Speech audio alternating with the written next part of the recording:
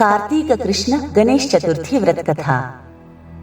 એક સમય માતા પાર્વતીએ પુત્ર ગણેશને પૂછ્યું કે, હે પુત્ર, કાર્તિક માસમાં કયા ગણેશજીનું વ્રત પૂજન કરવું જોઈએ? ત્યારે શ્રી ગણેશજીએ માતાને નમસ્કાર કરીને કહ્યું કે, હે માતાજી, કાર્તક માસમાં વિકટ નામના ગણેશનું વ્રત કરવું.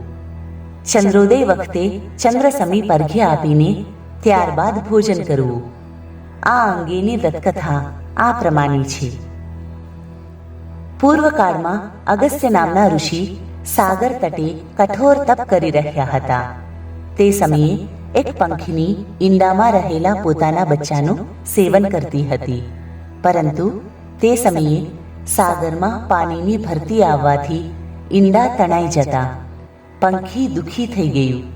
પક્ષીએ કઠોર પ્રતિજ્ઞા કરી કે સાગરના જળને હું સમાપ્ત કરી નાખીશ.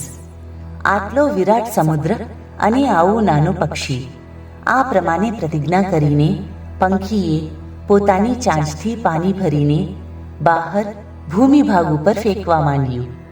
આમ કરતા ઘણો કાળ વીતી ગયો, પણ સમુદ્ર જળ કેમે કર્યું ખૂટ્યું નહીં.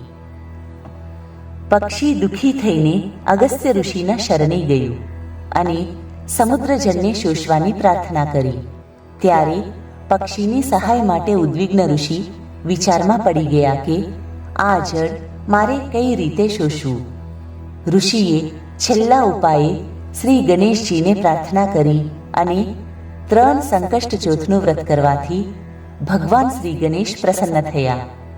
શ્રી ગણેશની દયાથી અગસ્ત્ય સમુદ્રનું જળ ઉદરમાં શોષી ગયા. આમ પક્ષીની પ્રતિજ્ઞા પૂરી થઈ અને વિકટ સમસ્યા દૂર થઈ. ભાયાજા પુરાણ પ્રમાણે ચંદ્રોદય વખતે હોય એવી ચતુર્થીએ સવારે સ્નાનાદિથી શુદ્ધ થઈ ઉપવાસ કરવો જોઈએ.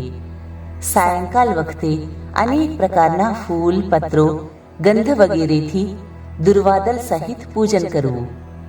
ચંદ્રોદય પછી પૂજન કરીને અર્ઘ્ય આપ્યા બાદ ભોજન કરવું.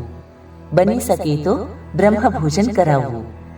આ વ્રતથી સ્ત્રીના સૌભાગ્યની વૃદ્ધિ થાય છે અને સંતાનનું રક્ષણ થાય છે.